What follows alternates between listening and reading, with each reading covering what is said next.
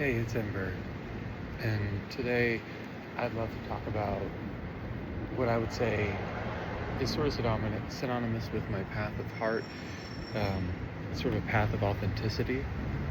And I feel like I've been on this path for a long time, and I understand that many people around me have not truly understood where um, the lineage of heart and depth of soul and diving into the deepest parts of me that I've been sauntering since, I don't know, as far as I can remember for the most part, but really in a more spiritual and, dogged fashion since my early 20s or before, where I really grabbed onto a sense of spirituality. And for me, the path of individuation um, has always been about digging to the most vulnerable, deepest, and authentic parts of me and allowing that to come forth. And obviously, if you're coming from a place where you're dealing with either conditional family systems, conditional love systems, or you're dealing with, and sort of the same thing within society, positions, the job market that sort of want to put you in a box and say, nah, this is you. And without being observant to that process, you may be stuck in a box for possibly the rest of your life. And early on, for me, it's almost like there's this scratch I can't itch, or like I said, the inside out shirt. And so part of my quest has been to try to dig at this ember under the pile of ashes, this heat source that I knew that was there because it was hot in a way that I could not argue, but was nonetheless stuck underneath the ashes. And so when things began, I started to try to wear some different things that I didn't necessarily associate with outright femininity. But fast forward to times right before my transition, and I refused to wear any normal clothes outside of work.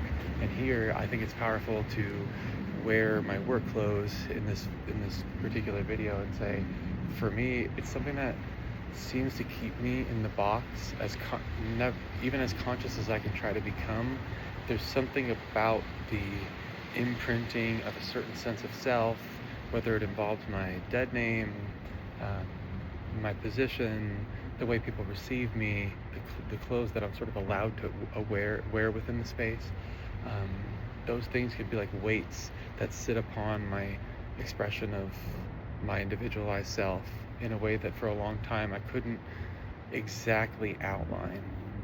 And so, yeah, I would mess with my attire, my expression, my art, in ways that I would try to find the heat source, like just try to open myself up as much as vulnerably as possible, putting aside cringe, putting aside, uncomfortabilities with people in order to be on this ultimate quest that I, for some reason, thought would save me. And I couldn't quite put the pieces together. All I knew is that each time I wore specific clothing or did a dance a certain way later on or expressed myself a certain way or found free settings where I was able to feel comfortable around people, and I feel like I became, softer, closer, more receptive, more intimate, more myself in so many ways. And so I was living for these spaces and places and people and attire and forms of self-expression that would allow me to touch that place, almost as if my whole life these weights that I'm describing have been pulling me down to the bottom of the ocean, with no real chance to take a breath. And then every once in a while in my life, I would take a breath above water, and then say, wow, like I need to do that again. Like I need to dig deeper, and I'm the type of person who I believe that this trans process has created sort of an somewhat insidious error checking inside my brain where a lot of my internal turmoil and anxiety comes from my brain processing environments and trying to subconsciously realize how to keep myself safe, how to present in a way that I wouldn't be outcast, thrown out, I would be accepted, I wouldn't come off strange. All these sort of half perceptions placed in my mind since childhood would be like a subconscious error check in my mind. And so what that does is create this subconscious constant processing that's taking up internal resources, internal energetic resources that I otherwise could be using to be relaxed or happy or connect on an authentic basis. And so again, in being a person who necessarily looks inward almost constantly to find what is authentic and try to express it, at least when I started to develop this, I feel like it created that internal inspection in me where I dug as deep as I can into the vulnerability of my soul, which I now realize many people aren't afforded that opportunity, whether through trauma, pain, being inobservant to it, or just never really having the chance to like dive into that, or propensity, whatever you want to say. And so I began to realize somewhere in about my early mid-20s that I was on this path of authenticity. I didn't quite know what that meant, but I knew that when I was in the spaces or wearing the clothes or doing the dance or whatever it may be, I felt real. I felt myself. And so part of this, although it's difficult to talk about in a way, is that when I went to my loved ones, especially early on, I would basically be saying, can you see me? Like, is there a way that you can see me if I just try to be as vulnerable as I can with this? And the difficulty is that goes both ways, right? Like, I couldn't necessarily see or admit to myself entirely, and that creates a block because then they can't see me, and they've always thought about me in a certain way. And so it creates this feeling where people on the outside have told me, oh, you're just, whatever, sort of begging for attention, or you're begging for the validation. And in some ways that may be true, because it's like me in my most vulnerable place saying, you loved one who, I was birthed from, or I've been around my entire life, or I'm closer to than anyone else. Can you see me? Because if you can't see me, then that's a scary proposition. And I know I need to see myself first. And that was one of the main tricks, that even though I was on this path of authenticity, because I was in an environment of conditional love, of saying like, oh, you need to be this way. And for example, I have what's called the Tahoe shorts incident, that I was at a friend's wedding in Tahoe, and I wore a pair of shorts that to me were not very egregious in any sort of way. They went from like my waist all the way down to above my knee, but apparently they were non-standard male shorts or something like that. And so basically everybody I was with at the time kind of freaked out and said, you can't wear that. Luckily I was with other members of my family, kind of backed me up for a second, and but it caused crying. It caused the strangest things, to the point where I was being yelled at, and at the time I was a little younger, but and I was being yelled at, hey, you're not a 18-year-old girl, you're a 34-year-old man, like, and I'm like, whatever. I don't understand why self-expression can cause such violent outbursts from others, but hey, that's what we're dealing with, and that's why I'm here to talk about vulnerability and authenticity. And I truly believe that many people haven't dug deep into their soul like that, and so when they're affronted with someone who's doing that and they're saying, wow, you're so free, especially if it's someone who's very close to them and they have blocks in their own mind because they've never approached that place, they sometimes freak out in ways that I never understood. And I was like, why am I not even doing anything?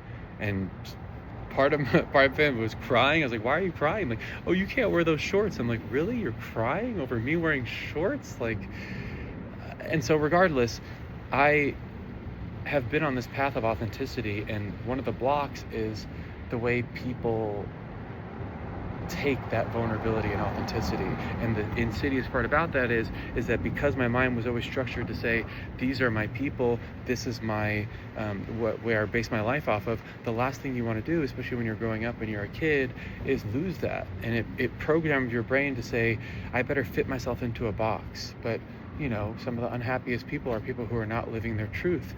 And so I think that over time, I began to feel, I got to find this ember. I have to find this ember in a way, I know the heat is there, and I'm done living a life in the cold because I know I have the heat inside me. And so it created this path, like a blind moth to flame in a fog of war, and a path of, again, authenticity. And what do you gain from a path like this? Despite losing possible social status, despite losing possible conventional attractiveness, despite in so many people's eyes saying, what the hell are you doing this for? Because you're gonna screw up your life, and you're gonna lose status, you're gonna lose people around you. If I lose people around me for being the most authentic version of myself, where I can wake up every day without dread, be a more relaxed person, a more happy person, a more expressive person, connect more deeply with myself, both in interpersonal relationships and the intrapersonal relationship, I guess that's not a loss. That has to be a gain, because I can't live my life in such an inauthentic way.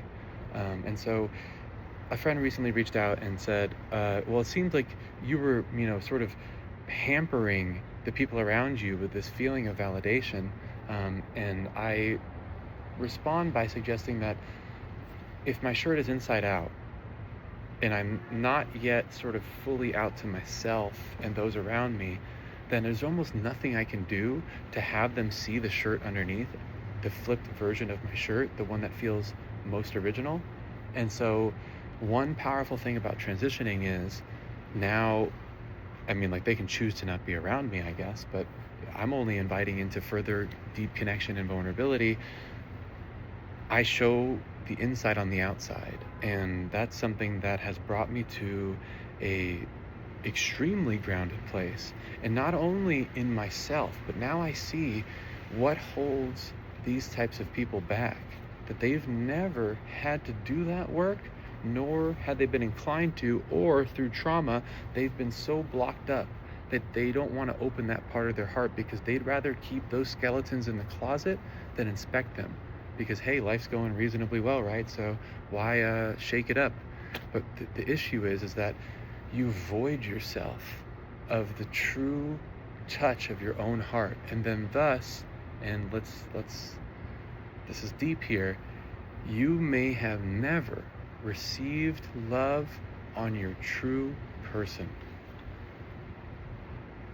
That's deep. That's very deep. And sometimes I tell people that, and they're like, I don't know what you mean by that. Well, the shirt was inside out, so you never saw what the cool shirt was on the inside, or the beautiful shirt was on the inside. I never got to show that to you. And more insidiously, I never got to show that to myself, which is something that gives me sort of one of the final fulcrum points about what I'm going through at this moment. And so, yeah, the path of authenticity has led me here, and now that I'm here, I realize that my authenticity is one of the things that allows me to remain not only myself, but also magnetic in spaces that don't usually involve that type of authenticity. And so I guess my response to the types of questions that say, oh, you were causing issues by trying to be acknowledged in your identity, I would say that maybe I was intense trying to ask for acknowledgement from those that I cared about the most.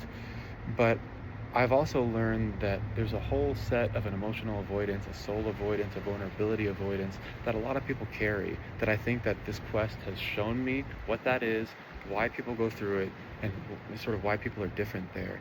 And I feel incredibly grateful, despite all the difficulties of this process, to be able to realize that, to step into that, to change my life for the better in so many ways, despite the weird social impropriety of dealing with all this stuff. And so I guess I'll end off by saying that whether or not you're on this quest, I believe that it's important for all of us to touch the deeper parts of our soul. Otherwise, we are robbing ourselves, I think, of true love, true experience, true connection, true expression. And I'll also just say that the connections that I've made since I've accepted this in myself and wore it on my outside have blown my mind in ways that have brought me to tears again and again and again. And once again, I'll say it's like, in a way, I don't think I've ever received that type of love and care on my person. And guess what? It pours right out of me the second I'm seen the right way. And so, yeah, just a little bit of a video on authenticity. I'm sure I'll speak more on it. I wanted to do it in my work clothes because, hey, this is a little awkward for me, and I want to show that to you guys. And I'm going to speak a lot more about it, but here's a little slice of what's going on. I'm about a month into the HRT, and I'm starting to come out to more and more people, and it's really good.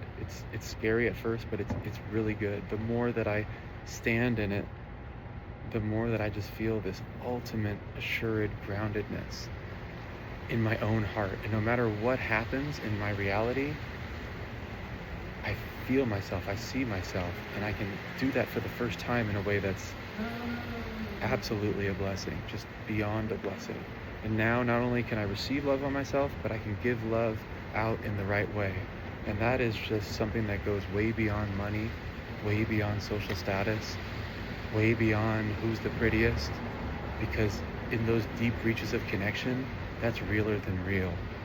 And I don't know how about you guys, but I'd rather spend many of my hours of my life in true, authentic connection, both with myself and the people that I love and those around me, rather than focusing on jet skiing in Cabo or whatever it may be. No, hate on that. That's fine. But hopefully you're doing it in an authentic way with people you love, and hopefully you can truly tell yourself that you love yourself at the deepest level. So thanks for hearing this one out. This one was a bit longer. I appreciate you guys listening to the off-the-cuff stuff, and I hope that you understand why I'm doing it. I just want to be as genuine as possible. I'm not here to fight politics. I'm not here to be ultra logical. I'm here to show you my heart. Thanks for listening.